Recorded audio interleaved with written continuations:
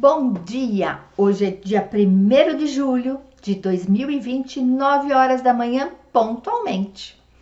Hoje vamos receber aqui Dr. Benomi Silberfarber. Dr. Benomi é psicólogo clínico, neuropsicólogo, especialista em terapia cognitivo-comportamental e hipnólogo cognitivo, além de autor de vários livros. Dr. Benomi vai falar conosco sobre espiritualidade na vida cotidiana. Será que é fácil manter a espiritualidade dia a dia, diante de tanta diversidade que encontramos? Será que é possível manter a fé mesmo diante de muitas dificuldades? Vem cá, ele vai falar conosco, está ao vivo com você aqui no chat, para conversar com você, para responder as suas perguntas. Vem, dê o seu like, curta essa entrevista e inscreva-se no canal. A sua presença é muito importante para nós. Vem? Muito bem, estamos aqui agora com o Dr. Benomi Silberfarber. Eu já fiz a apresentação dele, mas agora eu vou pedir para que ele mesmo se apresente, especialmente para você. Bom dia, Dr. Benomi, como está?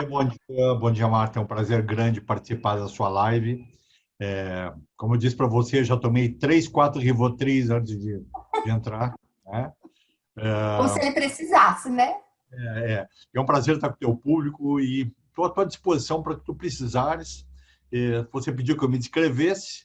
Meu nome é Benomi Silberfarber, eu sou psicólogo clínico, sou especialista em terapia cognitivo-comportamental. Eu trabalho com hipnose há mais de 40 anos, eu tenho 9 livros publicados e trabalho na área da espiritualidade, pesquisando e publicando. Eu tenho 2 livros publicados nessa área e eu sou responsável por um centro espiritual há 32 anos, tá bem? Muito bem, que coisa, olha assim, alguém que vai falar conosco, um especialista, não é mesmo?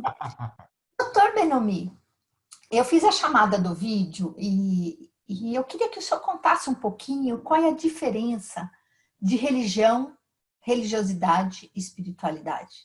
Como é que isso acontece no nosso dia a dia? Como é que isso se processa nas nossas crenças, no nossa diária, na vida diária, né? Na vida cotidiana? Como é que isso acontece? Ok. Como tudo na vida, cada um interpreta as coisas da sua forma, né? Então, cada um interpreta o que é religiosidade de um jeito, cada um interpreta o que é espiritualidade de outro jeito. Existe hoje conceitos, né? Existe muita publicação, muita literatura sobre isso, né? Nós temos no Brasil, talvez, os 2 maiores expoentes em publicação, o Dr. Alexander Moreira Almeida, que é um psiquiatra de Minas, e o Dr. Júlio Pérez, que é psicólogo e que publica há muito tempo sobre isso tudo. Até porque as pessoas acham que, relativo a esse tema, não tem nada publicado. Tem muita coisa publicada, muito. Eu trabalho com terapia cognitivo-comportamental e a gente trabalha muito com a questão do processamento, né? Então, cada um processa isso de um jeito. Religiosidade está ligada à questão de dogmas, né?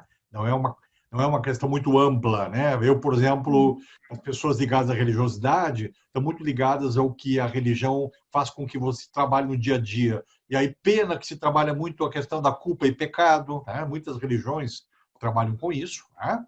E as pessoas muitas vezes vêm no consultório da gente falando que faz tal coisa e não conhece nada da sua religião, e nem é da sua religião, né? Cometendo alguns atos que não deveria, fazendo algumas distorções que não deveria, porque não conhece a sua religião. Tá? Nós temos que diferenciar também o que é religião, o que é doutrina. Né? Então, as pessoas falam que religião espírita. Não, espiritismo não é uma religião. Espiritismo é uma doutrina. Então, nós vamos parar para pensar, nós vamos ver muitas compartilhamentos do mesmo conceito. Já a espiritualidade está muito ligada à questão do sentido da vida. Né?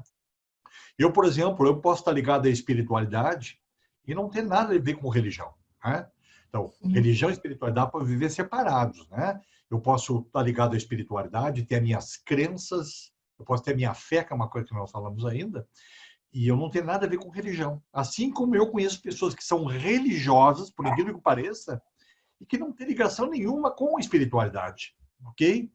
A fé dessas pessoas está ligada àquilo que elas aprenderam no que está escrito na religião delas, né? Talvez venha fazer essa pergunta. Para mim, fé transcende religião e transcende espiritualidade, uma coisa diferente, né? Então, no dia a dia das pessoas, no meu dia a dia, no dia a dia das pessoas que vêm no consultório, a gente tem que tentar entender o que é que eles estão trazendo. E uma coisa muito importante, eu como profissional jamais posso fazer com que eles acreditem naquilo que eu acredito. Porque sim, cada um é importante isso, né? Muito, muito. E muito, muito profissional. E eu conheço, tenta doutrinar. E aí é o seguinte, ó, encaminha e não atende. Né? Porque nem todos os pacientes trazem questões espirituais e tal, e as pessoas já tentam levar para esse lado. Você acredita em alguma coisa? Qual é a sua religião? Isso não interessa. Interessa que eu tenho que respeitar quando eles trouxerem. E não ficar dizendo o que eu acredito ou não, porque senão vira conversa de comadre. Né? Aí vão dizer assim, você é espírita, que lindo, onde é que você vai? Qual é o centro que você frequenta? Aí tá bom, acabou a terapia. Né? Aí começa bate-boca normal, natural. É isso aí. Então é isso a minha concepção do dia, o que é uma coisa e o que é outra. Muito bem. Doutor Benomi, eu gostaria que o senhor falasse, eu fiz há muitos anos atrás, eu fiz um curso sobre neuroanatomia funcional e transpessoal. Okay. E a gente sabe hoje que a glândula pineal tem uma função muito importante no nosso corpo, no nosso cérebro. O senhor pode contar para nós que parceria que ela tem, qual é o vínculo que essa glândula tem com a espiritualidade? Vamos lá. Existem muitas controvérsias, muito preconceito, né? Eu tive o privilégio de participar de alguns trabalhos da dissecação da glândula pineal. Tá? Ela foi chamada há muitos anos de ponto de Deus no cérebro. Tá? A glândula pineal, na realidade, originalmente, se eu não ligar ela nada disso, ela é um modulador neuroendócrino. Tá? Ela, inclusive, é responsável pela formação das gônadas masculinas e femininas na infância. Ela tem uma função extremamente importante. Ela está ligada ao nosso ciclo e vigília do sono, né? A produção de melatonina é feita pela glândula pineal. Então, essa questão neuroendócrina, imunológica, inclusive, é muito importante. A gente sabe hoje, através da dissecação da glândula, que ela é uma espécie de uma antena, né, que capta radiações eletromagnéticas fora do nosso cérebro, fora do nosso corpo. Tais como as ondas da Lua, por exemplo, né? As ondas do Sol, tudo são frequências eletromagnéticas, né? Por que a gente corta o cabelo em determinadas datas, né? Porque a Lua está em tal fase. Porque as ondas eletromagnéticas da Lua estão influenciando tudo na gente, inclusive a água. Hoje nós somos dotados aí de 75%, 80% de água. Se a Lua influencia as marés, como é que ela não vai influenciar a água que está dentro de nós? Puxa vida. A glândula pineal foi dissecada e se encontrou dentro dela pequenos cristais de apatita. A apatita é um condutor eletromagnético muito forte. O que acontece? Quando a glândula pineal capta radiações, ela faz como se funcionasse uma caixa de ressonância magnética dentro da glândula pineal. Inclusive, quando dissecaram ela, esse corte demonstra, inclusive, a idade das pessoas pela glândula pineal. Pela largura, é como se fosse uma cebola e tivesse várias camadas por dentro, e o tamanho das camadas e a quantidade de cristais mostra um monte de coisa. Eu li um trabalho maravilhoso que mostra, por exemplo, médiums de incorporação mediúnica, tem muito mais cristais de apatita de pessoas que não fazem esse tipo de exercício. Tá? Pessoas ligadas à hipnose, que foram avaliadas, também tem muito mais cristais de apatita. Ou seja, pessoas que têm muitos cristais de apatita são pessoas que têm uma capacidade maior de fazer uma conexão fora do cérebro. Quando a gente fala nisso, a gente fala inclusive de espíritos. Benomi, mas espírito não existe. Existe. Foi comprovado cientificamente a existência de espírito. A medicina hoje fala em espíritos. O Código Internacional de Doenças fala em espírito.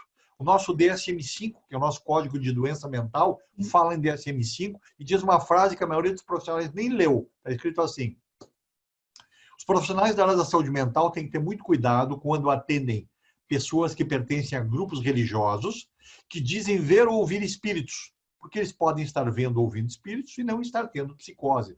Puxa vida, mais do que isso? Você vai lá Você no, respeitar o ser humano, né? você vai lá no CID-10, está escrito lá F44.3, transe e possessão. Ah, você vai dizer, você está mentindo. Olha lá, eu já afastei paciente de empresa por transe e possessão. Por quê? Porque eu sei identificar.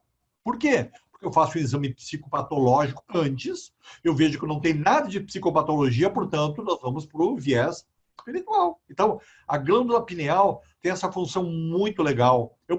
Dando um exemplo sobre isso, eu vou ministrar um curso agora sobre comunicação cerebral. Como é que um cérebro se comunica com o outro? Como é que é possível isso? Pela glândula pineal. Se nosso pensamento é um sinal elétrico, e as informações vão de neurônio para neurônio por sinais elétricos, isso é formado por um campo de ação entre sódio e potássio, tudo são sinais eletromagnéticos. Portanto, o meu pensamento não fica só aqui na sua live.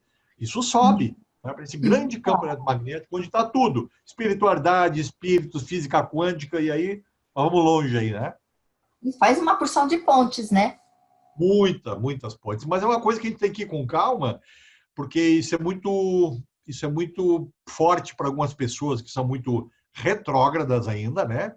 E que acham que isso aí está em nível de bruxaria. E isso já terminou há muito tempo, né? Nós estamos dando uma avançada que nós já deveríamos dar há muito mais tempo atrás, mas tem que se publicar. No Brasil, fora do Brasil, tem muita publicação. O professor Harold Koenig é o maior publicador sobre religiosidade, espiritualidade, saúde mental. Aqui no Brasil, tem mais um publicador muito importante, que é o professor Paulo Dalgala Rondo. O professor Paulo Dalgala Rondo, além de trabalhar com psicopatologia, ele trabalha com espiritualidade. Ele publicou um livro maravilhoso, tem uma capa preta, chamado Religiosidade, Espiritualidade e Saúde Mental. Eu recomendo para todos. Uma leitura maravilhosa, bastante fundamentada, que é o que a gente precisa. E é essa a minha concepção sobre glândula pineal. Se a gente for falar muito, aí nós vamos entrar em física quântica, nós vamos entrar em campo zero, e aí nós não temos umas 5 lives no mínimo. Então, se a gente deixar isso de uma forma mais simples, como é que a gente pode contar para as pessoas que não têm este estudo, né? Ok. Como é que elas podem entender melhor essas questões?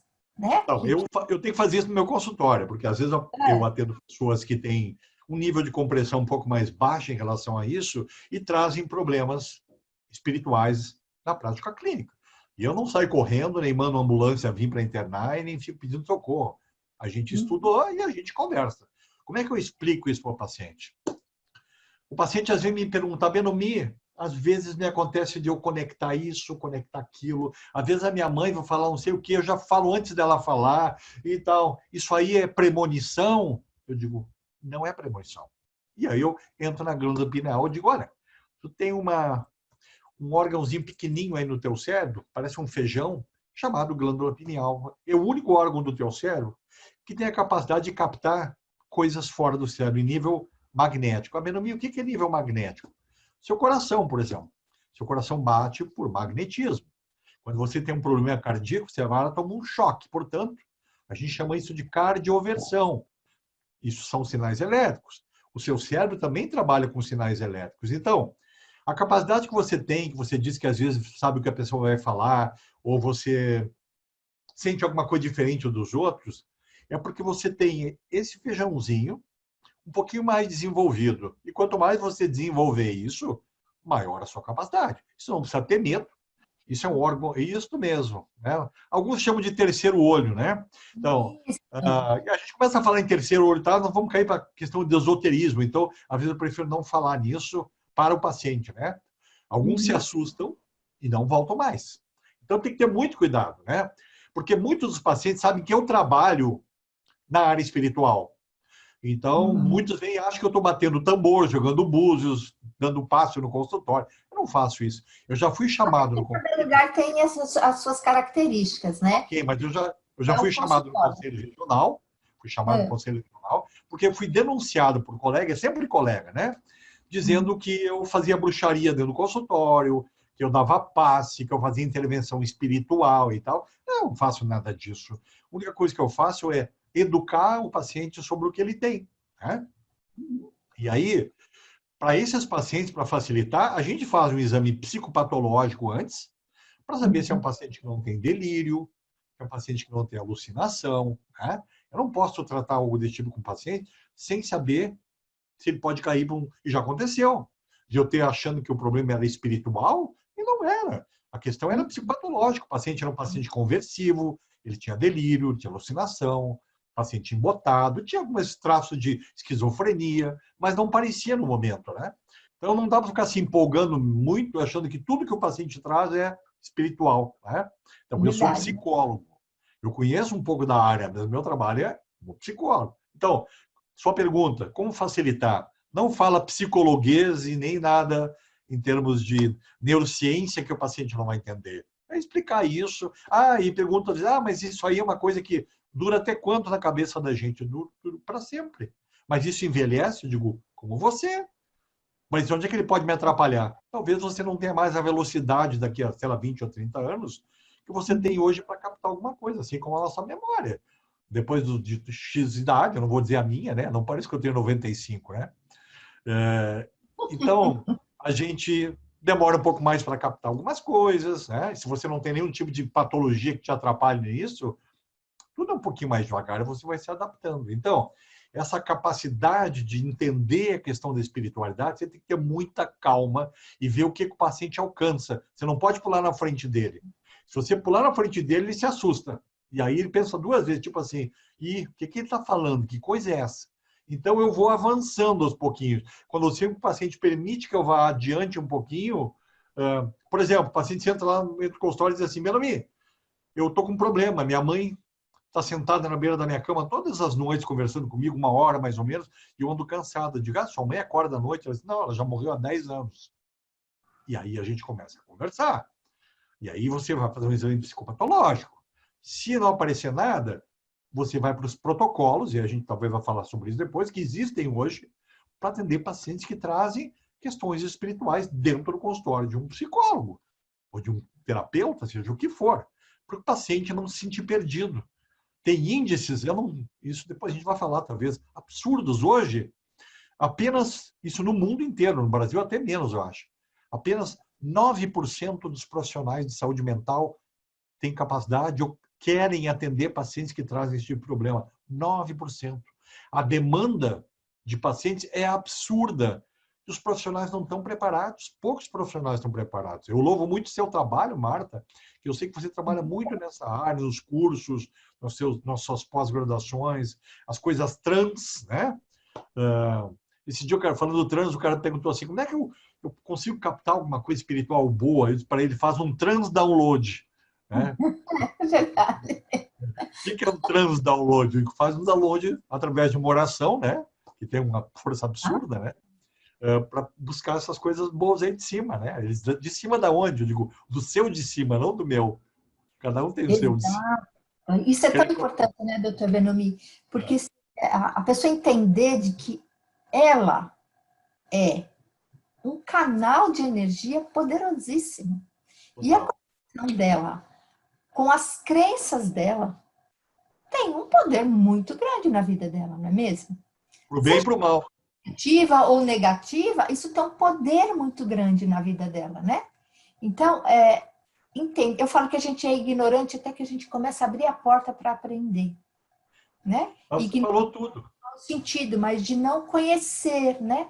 O não conhecimento de determinados assuntos podem nos levar a nos afastarmos, né? De tantas coisas boas. O que é que você acha? Eu sempre digo o seguinte, uma experiência espiritual, essa conexão, no fundo, tecnicamente, ela é igual para todo mundo. O que difere é o que você acredita sobre isso. Né? Para ser negativo ou positivo. Assim como qualquer experiência da vida. Uma experiência da vida não é positiva nem negativa, ela é só uma experiência. Ela só deixa de ser quando você bate seu pitaco em cima. Né? Mesma coisa, eu coloco duas pessoas sobre uma experiência espiritual lindíssima. Uma diz assim, adorei, eu estou em paz. O outro vai dizer assim, estou me cagando de medo. É verdade, eu já ouvi essa expressão várias vezes. Entende? Isso acontece. Eu acho que é tão importante a gente aprender sobre isso, né? Isso é uma ciência. Então, a gente ciência. conseguimos cuidar da nossa vida de uma maneira muito diferente, né? Eu acho que é tão importante a gente saber, conhecer, mesmo que você não vá fazer, conheça, porque o conhecimento traz discernimento. E se a gente tem discernimento, quantas coisas boas a gente pode aproveitar da vida, né? Como ele acabou de contar, eu estou feliz da vida ou estou cagando de medo daquela experiência? O conhecimento, o discernimento é que vai fazer essa diferença, ok? Então, é importante conhecer, por isso que eu quis trazer esse assunto aqui. Muito bem, doutor Benjamin. Eu já cortei, agora devolvo a palavra. Não. Eu estava falando isso justamente, que a gente, como psicólogo, acaba entrando justamente nesse processo cognitivo, né? O que eu penso sobre isso? Né? Isso vai me deixar a experiência boa ou a experiência ruim. Às vezes o paciente está tendo uma experiência maravilhosa, né? E a gente sabe que ela é, mas o paciente, por exemplo, está tão deprimido, né? Que o filtro que ele tem para essa experiência é muito ruim. Porque ele está todo o tempo fazendo manutenção e dizendo, eu estou mal, eu estou mal, eu estou mal, eu estou mal. Né? E aí vem aquela expressão, se você se ajuda, Deus te ajuda. Né? Então, às vezes o cara está tão debilitado que ele não tem força até por uma própria oração. E aí entra o papel do terapeuta. Quando eu falo, e as pessoas aí criticam a gente, quando eu falei que quando você trabalha uma conexão dentro do consultório legal, o paciente confia em você, você tem um raporte maravilhoso, aquela pessoa está ali para receber a sua ajuda e ser permissiva. Você, cérebro consegue entrar. O que é entrar? Imagina quando o seu paciente está muito deprimido, você sabe que ele não tem energia nem para imaginar algo bom para ele, isso é comum para quem está deprimido. Você conecta com ele do seu jeito, eu pela hipnose, outro por um tipo de meditação, não importa. E você gera esse cenário para ele. E deixa ele captar essa coisa boa que você quer para ele. Número 1, você tem que gostar de pessoa. Número 2, você tem que amar o seu paciente. Ah, Belami, você está falando de amar o paciente? Isso é feio. Amor é outra coisa. Amor que eu tenho no meu consultório pelos pacientes é estar preocupado que eles melhorem. Meu foco é meu paciente. E eu quero que eles estejam bem. Portanto, eu estou dando o melhor que eu tenho. Quando eu dou o melhor que eu tenho e ele precisa, ele se abre. Se ele se abre, ele recebe. E nós dois podemos ser canal de outra coisa muito maior do que a gente, que é o que acontece nessa hora, porque nós estamos gerando frequências que se conectam com isso. Por isso que a oração é importante. Os americanos fazem no consultório uma coisa chamada intercessory prayer. Eles rezam pelo paciente. E isso é um trabalho oficial de psicólogo americano. Aqui no Brasil, se você disser isso, os caras mandam me prender, dizendo que eu estou fazendo bruxaria dentro do consultório. Por que eu não posso rezar para o meu paciente? Isso, né, Benjamin? Ah, Isso é de conhecimento. Uma pessoa que tem total. uma intervenção de forma negativa é falta de conhecimento. Ó, eu vou falar uma coisa que eu nunca falei em público. Pode falar. Eu não tenho nenhuma vergonha nisso, porque isso não é nada de problema. Eu tenho um momento da semana que eu pego toda a minha lista de pacientes e faço isso por eles. Quanto tempo vou gastar? 10 minutos da minha vida? Não. Mas o poder da oração é tão forte que faz tanto bem para mim, porque todo mundo já sabe o que gera a oração. Gera... Você manda endorfinas maravilhosas para o seu cérebro, você produz coisas maravilhosas. E, com certeza, existem veículos que estão levando o que eu estou fazendo para os meus pacientes. Ah, Benjamin, como é que eles sabem que você está fazendo para eles? Eles não precisam saber. Eles não precisam saber. Entende? Agora, Benjamin, isso é frescura. Não, não é frescura, não. Não é frescura. Então, condição número 1, você tem que gostar de gente, Marta. Se você não gostar de gente e sentar no consultório só para atender e ganhar um troco, isso não funciona. Né? E até não vai ter nenhuma receptividade. Tudo, né? Qual é o sentido disso tudo? Não tem sentido, né? Eu sou filho de um sobrevivente dos campos de concentração da Alemanha, nazista. Meu pai faleceu há 10 anos atrás. Meu pai era a pessoa mais bondosa do mundo, era para carregar o fardo mais negativo e de ódio por ter perdido toda a família, amigos, parentes, perdeu tudo. E ele viu metade dessas pessoas morrerem. O que ele fez? E nós falamos agora há pouco, ele pegou essa experiência e transformou em algo bom, tipo, eu preciso ser uma pessoa melhor, eu preciso contar para as pessoas o que aconteceu, as pessoas não podem ter dificuldade. Ele tirava a roupa do corpo dele. Meu pai era uma pessoa de fé. Então, ele sempre sabia que alguma coisa de bom iria acontecer. O que manteve ele vivo, assim como o Viktor Frankl, né? O que manteve meu pai vivo foi a esperança de ter uma família. Ele levou tiro, ele levou granada, ele perdeu um pedaço do corpo, uma coisa louca, e sobreviveu. Então, todos nós precisamos ter uma meta na vida. E quando a gente fala em meta na vida, eu falo em sentido. E quando eu falo em sentido, eu falo em espiritualidade. Né? Cada um tem a sua. Quando você fala, você é espiritualista, você tem algum tipo de espiritualidade, as pessoas associam ao quê? A alguma coisa, quem não sabe, né? Não tem conhecimento, alguma coisa esotérica, né? Então, eu tenho um centro, as pessoas acham que vão entrar no meu centro e vai ter gente batendo corrente, voando lá, aquela coisa toda, entendeu? Então, as pessoas desconhecem que o lugar é um lugar para ajudar pessoas, para dar carinho, para dar atenção. O maior problema da humanidade hoje, e ali a gente tem essa prova, é carência afetiva. As pessoas não têm escuta, não são ouvidas em casa, os filhos não ouvem, o marido não ouve, você está sentindo sozinho, aí eles vão lá. A gente dá toda a atenção possível, o trabalho da gente é só esse, é dar carinho e amor para as pessoas que você não conhece. Né? E meu pai sempre dizia isso, te doa e ajuda quem tu não conhece e que nem acredita em ti. Porque a maior dádiva é essa. As pessoas não acreditam no que tu está oferecendo e eles melhoram. Né? O judeu tem um... Desculpa, fale, querido. pode falar. Não, pode falar. Não, pode falar. O judeu pode falar.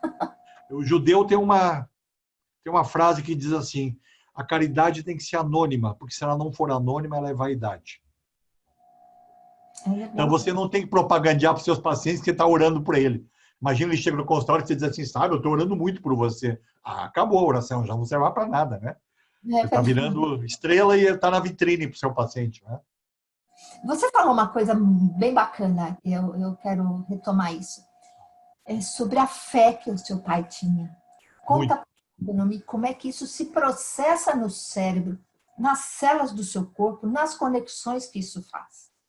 Bom, eu tenho a seguinte opinião. Eu acho que algumas pessoas nascem com a semente, tá? Outras desenvolvem a semente, tá? Eu sou um filho de um cara que tinha semente, tá? Meu pai passou pelas maiores adversidades que uma pessoa pode passar no mundo, dos 3 anos, 3 aos 10. Tá? Você tem uma ideia? Vou dar só uma pequena passagem. O meu pai assistiu, com 3 anos de idade, a mãe e os irmãos serem mortos pelos nazistas. Ele assistiu a minha avó ter que matar os próprios filhos, porque os nazistas fizeram que ela matasse os filhos e enterrasse os próprios. Meu pai assistiu isso. E N coisas. Então, imagina como é que ele foi processando isso. Quando meu pai ainda estava vivo, eu levava ele em universidades para palestrar sobre o que ele passou.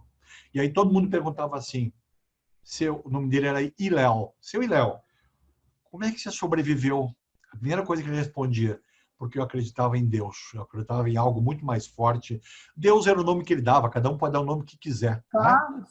E o que aconteceu com ele? Ele tinha uns 6 anos, mais ou menos, ele estava nos matos lá, fugindo com meu avô, minha avó tinha morrido, com irmãos, com tudo, e ele contava, tem um livro que ele escreveu chamado Meninos da Guerra, e nesse livro ele conta que uma bola de fogo saiu de dentro de uma lagoa e parou na frente dele, se corporificou e disse para ele, tu vai passar por muita dificuldade, tu vai sofrer muito, mas tu vai sobreviver, porque tu tem uma missão muito importante para as pessoas e para a família que tu vai montar. Isso ele conta no livro, né? Ele contou para o meu avô deu um laço nele, porque dizia que ele era louco, né? E deu na bunda dele lá, deixou ele chorando, porque ele contou isso, né? E isso foi marcante na vida dele. Por quê?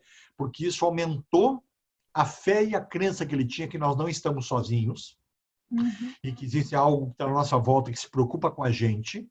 Tá? Eu não acredito em espírito ruim, tá? Maligno, maldade, essas coisas assim. Eu tenho uma experiência de 35 anos, eu já experienciei tudo que você pode imaginar na sua vida, e eu tive essa honra, porque eu trabalho com 160 pessoas comigo, que eu posso colocar no estado que eu quiser e examinar o que eu quiser. Eu acredito que existem algumas forças que estão precisando de muita ajuda, muita. E nós estamos na função de ajudá-los também. E eles não querem nosso mal. Nós só temos o mal quando nós nos abrimos para ele. Ninguém pode fazer nada contra a gente quando a gente não quer. Agora, se eu estou vulnerável e acredito que as coisas vão dar tudo errado para mim, eu estou abrindo uma porta, vai tratar. Eu não acredito em, por exemplo, influência psicológica negativa se você não tiver um problema psíquico antes. Você tem que estar mal, você tem que estar deprimido, muito triste. Do contrário, se você está bem, não existe essa interferência ruim. Então, Porque o meu fica pai... amiga, né? Mas, Isso, a frequência, a frequência, a frequência. Né? Então, meu pai foi levando isso adiante. Meu pai preveu a morte do irmão do meu avô, e meu avô deu nele de novo, e 2 dias depois estava morto lá o irmão do meu avô, e meu pai, e meu avô dizia para ele, que tu tá ficando louco, como é que tu sabia que teu tio ia morrer e tal? Meu pai já estava ligado, então isso veio vindo, e aí ele deixou uma semente grande. Tanto que eu ainda conduzo, dos 10 anos para cá, 100 e tantas pessoas que ficaram trabalhando junto com ele, junto comigo. A gente abriu junto, com a intenção de ajudar outras pessoas. E o que rola lá dentro? Rola tudo. Em nível de espiritualidade, em nível de religiosidade, a gente recebe todas as religiões. Nós não temos nenhum problema com religião. Você pode vir religião espírita, pode vir Seishonoye, Hare Krishna. Eu tenho freiras católicas trabalhando comigo. Meu trabalho é espiritualista, muito mais espiritualista do que qualquer outra doutrina. Estamos ali para ajudar e usamos o amor pelas pessoas. Isso cria esse ambiente todo. Então, meu pai teve essa experiência maravilhosa e trouxe para cá. O enterro do meu pai tinha 3.000 pessoas. Você sabe o que é isso? E ele dizia, quando a gente estava vivo, a arte de viver é a arte de fazer amigos. Se você não tiver amigos, você não tem nada. A gente não conseguia nem caminhar de tanto amigo que ele tinha. Então, assim, ó, é aquela coisa de relacionar com as pessoas, de abraçar, de passar. Ele era aquela pessoa que você estava com dor, chegava lá onde ele trabalhava, que ele ajudava muito nisso, abraçava ele, quando você saía do abraço, você não tinha mais nada. Então, é essa coisa boa que a gente tenta passar para o paciente. Tanto que, às vezes, você está sentado com um paciente que é muito receptivo, ele olha para você e diz assim, você não faz só psicoterapia, tem uma coisa aí. Entende? A gente ouve isso muito seguido. Eu digo, não, são percepções que você tem, cada um interpreta a gente de um jeito, né? Mas eu sei que eu não posso me livrar daquilo que me ajuda. Não tem como. E tem pessoas muito sensíveis que enxergam isso. Aí você tem que ter um pouco de cuidado, né? Para as pessoas não se assustarem, né? Aí a pessoa diz assim, Benomi, então você está usando espiritualidade no atendimento? Eu não estou usando. Isso faz parte de mim. Eu não tenho como chegar e dizer assim, olha, o que eu acredito aí, ó, cai fora que eu estou entrando no meu consultório. Não existe. Faz parte de mim. Faz parte de mim, faz parte da minha família, faz parte das pessoas que eu conheço que trabalham assim. Faz parte de você, que eu sei que você é assim. Entende? até se a gente parar e pensar, o que nos separa deles é só um véu tão fininho, que algumas pessoas têm essa percepção, não é Bom, mesmo? eu já acredito que a gente nem se separa deles, nós estamos juntos, né? Exato. Porque, A assim, separação é didática. exato, a separação é didática, exatamente. Por quê? Nós estamos numa dimensão, eles estão numa dimensão paralela, mas isso tudo é integrado, a gente não é separado, não é? A gente precisa desenvolver para conhecer isso. Oi? Então, você estava certa. A gente tem que ter conhecimento, precisa desenvolver. Lembra que tem uma frase que diz assim, chinesa, quando o discípulo está pronto, o mestre aparece. Lembra disso?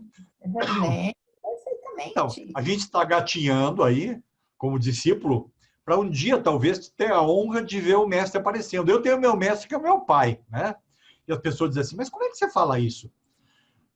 Eu tenho meu pai na minha memória, eu sou mais velho dos filhos, eu tenho meu pai ligadíssimo a mim, então ele está comigo o tempo inteiro. Ah, mas como é que você faz isso? Eu sinto a presença.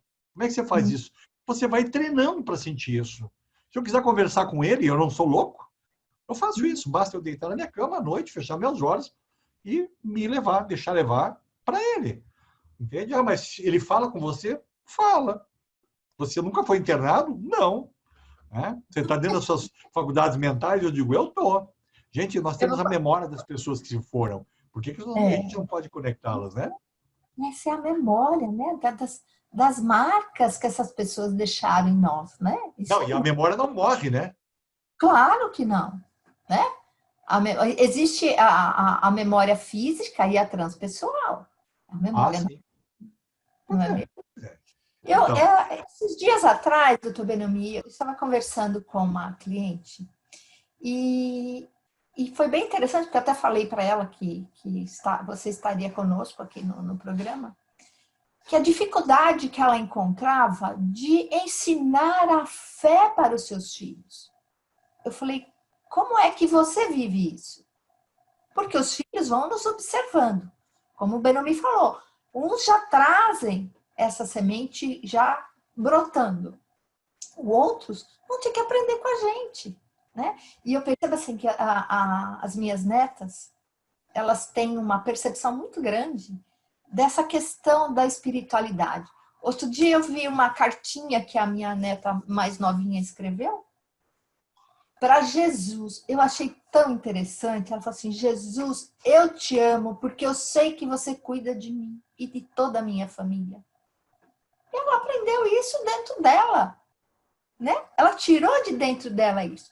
Claro que nós somos, em casa, a gente fala bastante da espiritualidade, né? Não necessariamente da religião, mas da espiritualidade.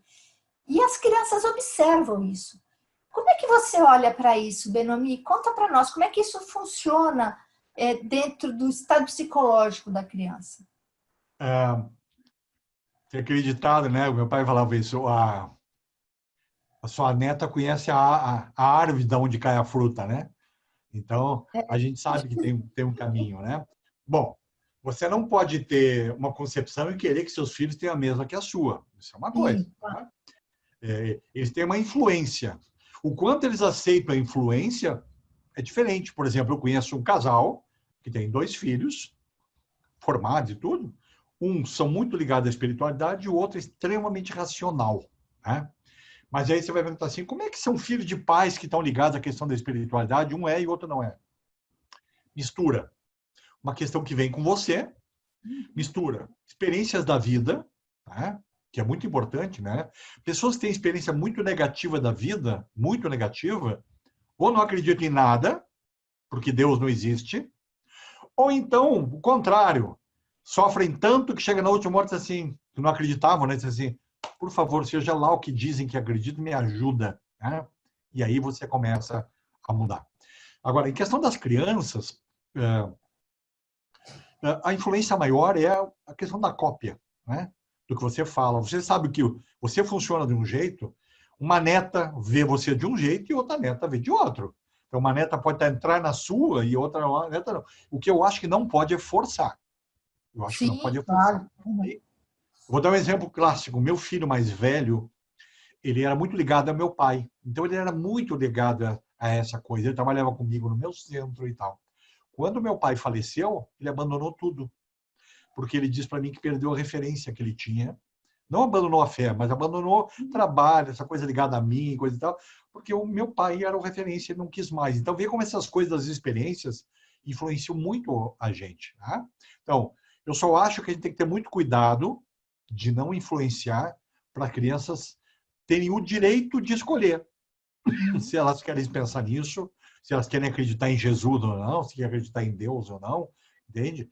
Porque em algum momento essa ficha vai cair, pode ter certeza absoluta. O meu pai dizia, ou você muda pela dor, ou você muda pelo amor. Ou uma coisa, ou outra.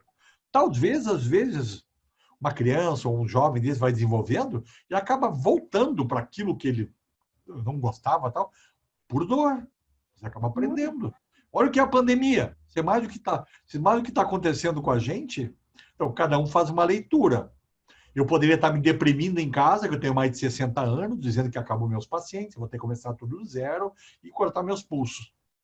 Agora eu fiz diferente. Eu sou filho de um cara que ensinou o contrário. Eu estou fazendo do limão uma limonada. Eu estou mudando a forma que eu atendo, eu estou escrevendo mais, eu estou buscando fazer outro tipo de curso, atingir um público diferente. Cada dia eu sento a pensar num jeito diferente, em vez de ficar me lamentando. Portanto, o processamento é diferente. O processamento de uma criança também é diferente. Tá? Aí tem aquela coisinha. Tem aquela sementezinha que é diferente de um filho, diferente de uma filha, de um neto, que também é desenvolvida de algumas formas. Como a questão de rezar. Você tem famílias que as crianças rezam, pedem ajuda, pedem que reze pelo papai, pela mamãe, porque eles aprenderam com o papai e a mamãe, isso não cai do céu. Né? Eles viram, fazem a criança rezar antes de dormir na cama, ok? Então, eles aprenderam que isso é saudável. Tá? Agora, isso não é obrigar, porque a criança poderia ouvir isso e não querer fazer. E não adianta o pai dar uma palmada e dizer, Jesus vai te castigar. Eu já ouvi isso. Né? Se tu não rezar, Jesus te castiga. Se não rezar, o capeta vem te pegar. Entende? Pior. Aí você vai se desvincular, porque você vai ter isso como uma ameaça, e é muito complicado. Então, na Eu minha tive uma opinião... cliente, Benoni, Ah, deixa eu só colocar isso, que é não, para pode falar. aplicando esse que você falou. Eu tinha uma cliente que ela dizia, eu odeio Deus. Aí eu perguntei para ela o que, que tinha neste ódio, né? Qual era a forma que Razão. ela funcionou com Deus, né? Porque a minha avó dizia que Deus vê tudo, eu não tinha privacidade. Olha que coisa forte. Personalidadezinha paranoide, né? Bem forte isso, né? E eu acho que é tão interessante isso, quando você fala assim, ah, não faz isso porque Deus está te vendo, Deus te castiga. Deus não castiga ninguém, né? Isso é tão importante. E seja lá o nome que ele tiver, não castiga ninguém. É a nossa própria consciência que nos cobra de rever algumas questões e tirar o véu da ignorância e aprender como é que se faz, né? Que é essa coisa, a espiritualidade na prática, ela é tirar essa ignorância, se abrir para aprender algumas coisas. Como é que isso funciona em nós? Como?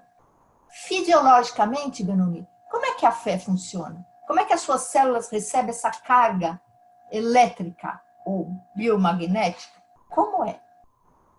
Ah, olha, a gente, hoje eu não escrevo muito sobre isso porque eu só estudo, que é a questão da física quântica, tá?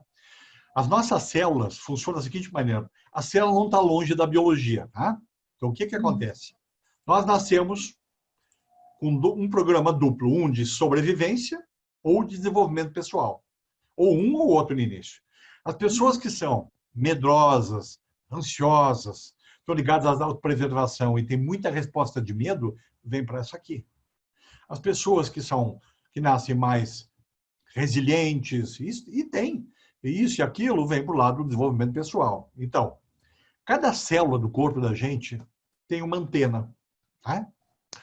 E ela capta tudo no ambiente, todos os estímulos, inclusive religiosos, espirituais, o que for.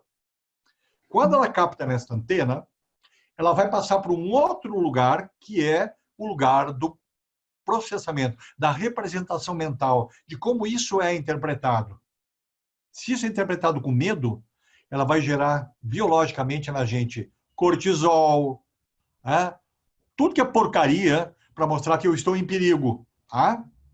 Se a antena que entra, que está recebendo, recebe isso de uma forma diferente, e vai depender de como eu nasci, de como as coisas foram. Imagina as crianças que nascem rejeitadas, têm uma forma de receber isso.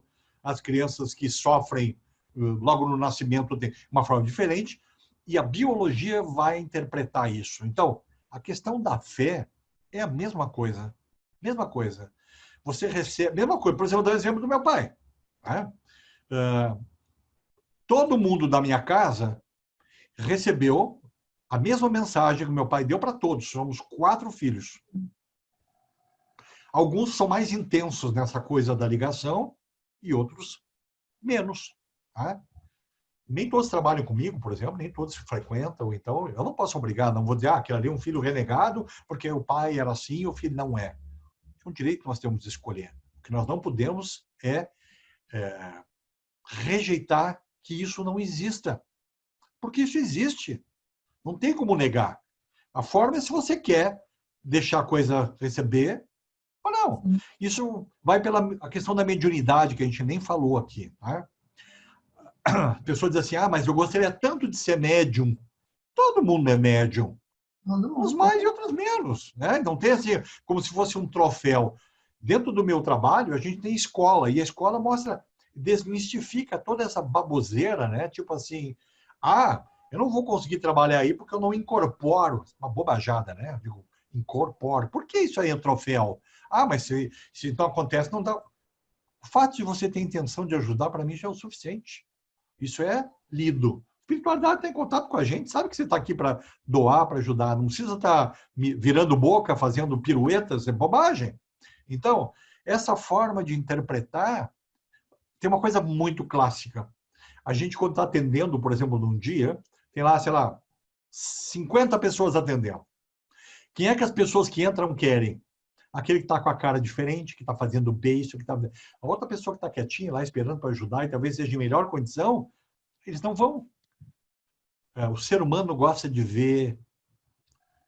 O brasileiro também é muito assim, muito na coisa mística, esotérica. Quanto mais mística e mais fantasiosa para você estar vendo, muito mais você acredita nisso. Por quê? Porque acha que você vai ser atendido por algo extremamente não palpável que tem a resposta do mundo inteiro, né? De doença, disso ou daquilo. Ora, somos apenas seres humanos que em algum momento recebemos alguma energia legal e que nos permite intuir algumas coisas e responder. Só que a gente tem que filtrar, porque quando mistura, você pode falar uma bobagem. Então, eu oriento muito o pessoal que trabalha comigo, cuidado com o que vocês falam.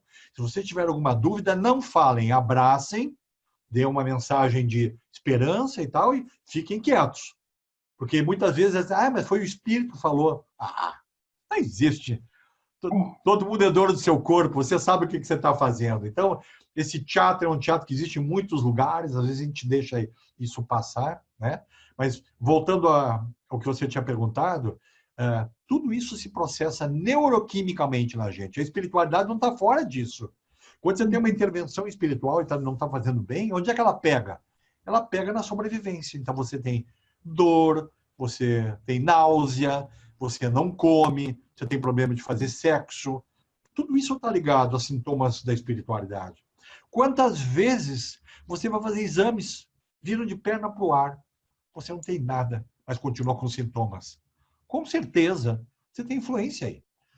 Porque a pessoa já passou por todos os médicos, já fez todos os exames clínicos, e aí o médico diz assim, você não tem nada, o seu problema é de cabeça, né? Seu problema é emocional, vai procurar um psicólogo. E a gente que trabalha nessa área consegue identificar fazendo uma boa anamnese religioso-espiritual, né? Fazendo perguntas em relação à família, experiências de espiritualidade e tal. Eles acabam falando alguma coisa desse tipo, aí você diz, mas quer dizer que eu tô... Aí vem aquela pergunta idiota. Será que eu estou com uma obsessão? Todo mundo assim. Porque lá no meu centro, vem gente assim, ó. Eu estou aqui porque eu tenho síndrome do pânico e diz que é um obsessor que me deixou assim.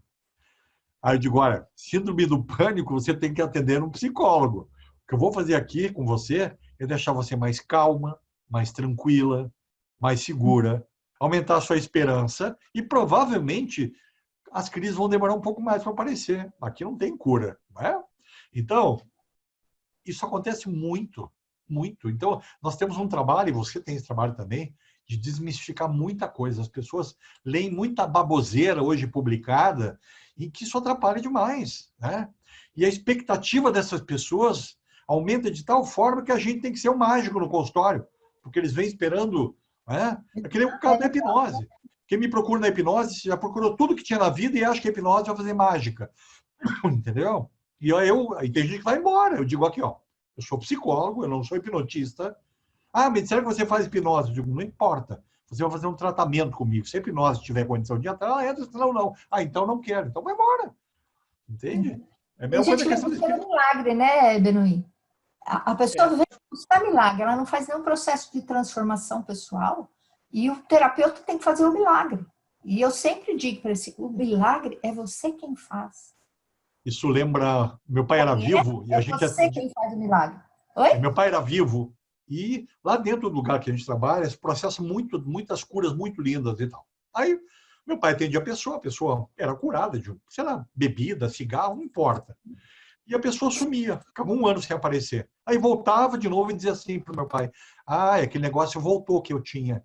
Aí meu pai olhou para ele e disse assim, o que você fez para mudar a sua vida? O cara falou, eu nada, então tchau. Entende? Então, que é mágica, né? Você não faz nada para mudar nem para ajudar, né? Então, meu paciente ouve muito de mim aqui, ó. Você tem que ser extremamente colaborativo. Eu aqui sou 1%. Você é 99%. Eu sou um facilitador que conhece o que você tem e tem ferramentas para te ajudar. Mas se você não se ajudar, eu não consigo fazer. A espiritualidade é a mesma coisa. Diferentes, né? A gente tem alguns formulários inventados sobre espiritualidade, são validados, que uma das perguntas é assim, qual é a sua parceria com Deus? Então, tem aqueles que dão tudo para Deus resolver, tem aqueles que resolvem um pouco e Deus o resto, e tem aqueles que resolvem tudo, mas se precisar de alguma coisa, pedem a Deus, né? Então, por aí, você já vai ver que tipo de característica que você tem em relação à espiritualidade. Qual é a conveniência, né? Existe uma ferramenta muito importante publicada aqui no Rio Grande do Sul e ela foi validada, chamada CRE, Coping Religioso e Espiritual. Isso está na internet, se as pessoas quiserem baixar.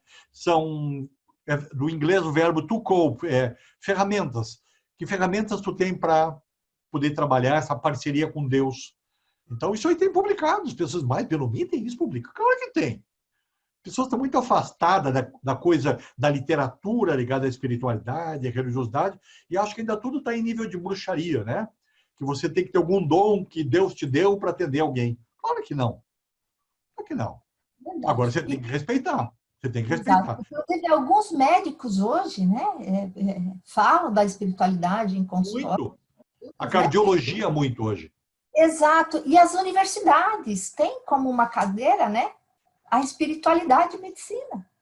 Agora. Não é? Para você ver como as coisas estão se desenvolvendo e o ser humano tem ampliado a consciência para isso, né? É um olhar. Você não precisa acreditar nisso. A sua experiência diante das situações da vida é que são a sua forma de acreditar, né? Não é o que o Dr. Menuhi fala, mas é o que você experiencia. Isso é uma pergunta que o paciente faz no consultório. Ele conta para você essa história ligada à espiritualidade e eu olho para você e diz assim, desculpa eu te perguntar, você acredita em mim? Aí eu respondo, o que eu acredito não importa, importa que eu te respeito e nós vamos usar o que tu está trazendo para te ajudar, para não começar a misturar as coisas, entendeu? Então ele pergunta se acredita, não importa. É que nem história de vidas passadas, tá? Eu não vou discutir isso aqui, tá? Mas as pessoas trazem, mesmo que eu não acredite, eu uso isso como uma hipótese terapêutica. Sim, porque isso claro, é importante para o paciente, entende? O sentido que tem para ela, né? Aquilo representa alguma coisa. Exato. Então, nós vamos buscar exatamente o que representa para o paciente para saber. O problema, às vezes, está ali, implícito, numa revelação de uma imagem, de alguma coisa que você vivenciou, não importa em que século e tal. E se você for esperto como profissional, você vai tirar exatamente toda a demanda que você precisa ali de dentro. Porque eles vêm com muito medo de ser julgados, de serem insanos, de estarem fora da casinha, né? E o grande problema hoje, por causa dessa questão da gente não trabalhar com isso e não desmistificar, é o medo que as pessoas têm de ser atendidas. Elas têm medo do que eu vou julgar. E eu sempre digo quando estou no consultório, eu não estou aqui para te julgar e nem para fazer juízo nenhum do que tu está falando. Eu quero pegar o que tu está me trazendo e te ajudar.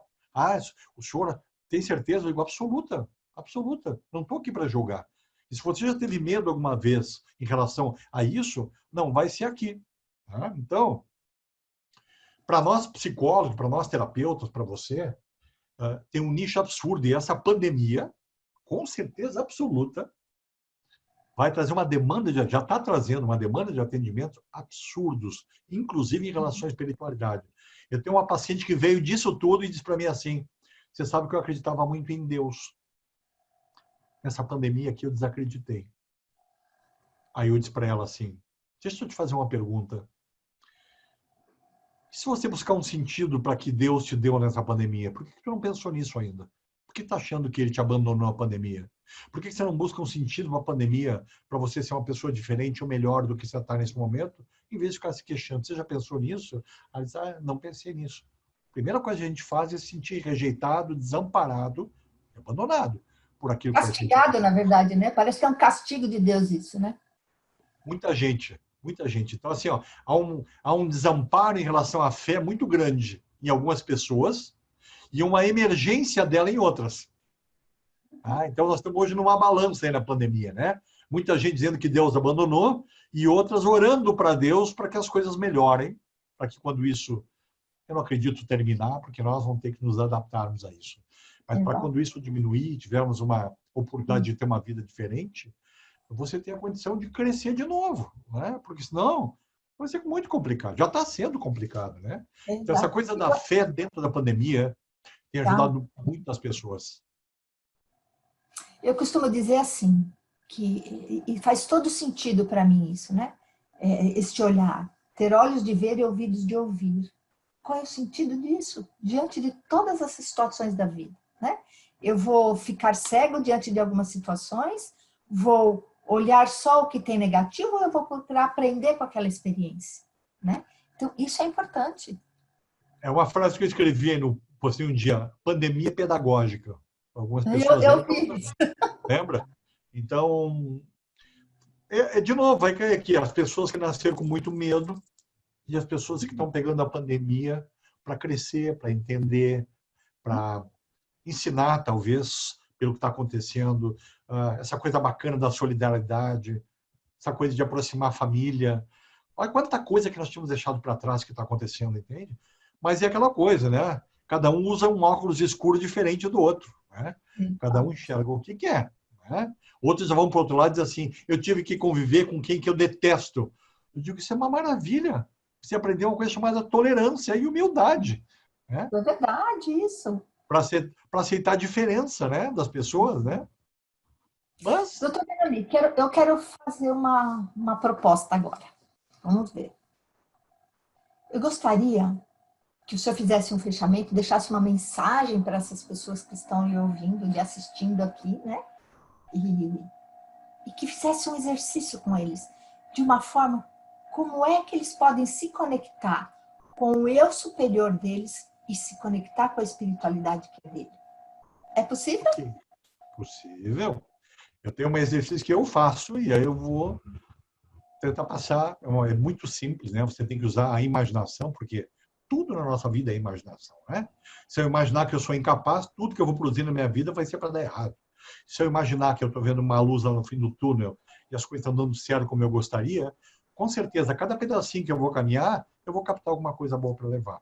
A mensagem que eu tenho para deixar é uma mensagem baseada no que eu aprendi com o meu pai. Usem o que está acontecendo nesse momento para crescer pessoalmente. Eu não estou aqui para fazer ninguém acreditar em Deus, não é o meu. Não estou aqui fazendo doutrinação. Mas se abram para algo especial que a gente não vê, mas a gente sente e acredita. Né? E aí vocês vão ver que a vida da gente acaba melhorando muito. Em que sentido? A gente passa a ser pessoas mais tolerantes, mais compreensivas, mais calmas. As pessoas mais calmas conseguem pensar, conseguem decidir, conseguem fazer escolhas prudentes. Portanto, a calma, e essa calma é pedida por todos. Quem acredita em Jesus sabe das coisas ligadas a calma, tenha fé, tudo vai passar. Né? Porque o estresse é o contrário disso tudo. Então, façam exercícios físicos e fazer um exercício mental é maravilhoso. Então, o exercício mental que eu faço, e que é uma dinâmica que eu acho que funciona muito legal, quando você deitar na sua cama à noite, primeira coisa, antes de imaginar, é agradecer. E a gratidão é muito importante nesse momento, por tudo que está acontecendo com você. Meu pai dizia, podia ser muito pior. Portanto, agradece tudo que está acontecendo com você. Você está vivo, você está experienciando coisas importantes. Então, agradeça para que as coisas não estejam piores. Normalmente, eu fecho meus olhos, eu me imagino no topo de uma escada. Essa escada tem 7 degraus, o 7 é um número cabalístico extremamente importante para os judeus. Você vai se imaginar descendo cada degrau devagar e dizendo para você, a cada degrau eu me acalmo, eu me tranquilizo e vejo um futuro melhor para mim. Vai descendo e fale para cada degrau, eu agradeço. E cada degrau que eu desço, eu vejo mais calma, mais tranquilidade e um seguro melhor, um futuro melhor para mim. Quando você chegar lá no segundo para o primeiro degrau, você vai imaginar que você vai ver uma porta linda abrindo e você vai enxergar um universo cheio de possibilidades na sua vida. E deixa a possibilidade mais próxima vir a você. Porque tudo isso é palpável. Existe uma passagem na Bíblia, em Eclesiastes, que diz, em 3,15, o que é já foi e o que será também já foi. Significa que tudo que vai nos acontecer já aconteceu. Portanto, abra essa porta, enxergue as possibilidades, só as possibilidades boas, capta uma delas, coloca como meta. Não escolha algo milagroso, pirotécnico. Pegue uma coisa simples, comece por ela. Na outra noite, agradeça por aquela que vai dar certo. Pensa numa outra diferente. Tudo que eu conquistei na minha vida foi assim. Eu saí de uma outra profissão, eu sou arquiteto, fui para psicologia, já trabalhava na área de espiritualidade. E toda vez que eu queria dar um passo na minha frente, eu fazia isso. As minhas viagens e cursos da Europa foi assim, os 9 livros que eu escrevi foi assim, a subida na minha carreira foi assim, tudo imaginando e agradecendo. Mais importante de tudo, não adianta só visualizar e imaginar, precisa sentir. Se você não sentir aquilo que você está vendo, isso não funciona. Você tem que colocar você lá dentro daquilo e as coisas que você sente. Há 400 anos antes de Cristo, Platão já falava nisso. Em 1940, acharam as escrituras no Mar Morto, chamava Efeito Isaías. Já falava nisso. Ver e sentir e pegar e palpabilizar. Então, hoje, dentro do meu consultório, eu procuro fazer com que os pacientes possam tocar e sentir aquilo que eles querem conquistar. Agora, o que é mais importante nisso? Controle a sua sabotagem, né? Que é o nosso maior inimigo. Nós somos nosso maior inimigo e é a gente mesmo que puxa o próprio tapete. Então, quando for imaginar, te desgarra de toda a questão de sabotar, te dá uma chance e busca aquilo que é teu. Gratidão, meu querido. Eu que agradeço. Todos os contatos deles estão lá embaixo, que vocês vão ver na descrição do vídeo. Inclusive, o que ele falou do teste de espiritualidade, a gente vai colocar lá também para vocês, que possam procurar na internet. Não precisa, eu boto no seu WhatsApp agora mesmo. Ah, então ótimo, tá perfeito. Já vamos colocar tudo para vocês. Aproveite, ele está no chat e vai conversar com você ao vivo e a cores. Vai lá. Gratidão por você estar aqui. Gratidão, Dr. Benomi. Foi uma alegria imensa e provavelmente teremos outros encontros. Muito Ok. Eu que agradeço, querido. E eu acho interessante, eu vou citar, porque você fechou a live com o tema da palestra anterior, da live anterior que nós tivemos, que foi sobre gratidão. Olha que legal. Nada está fora. Né? É. Tudo está conectado. Isso é maravilhoso. Um beijo grande para você e muito obrigada. Nada, querida. Tchau, tchau.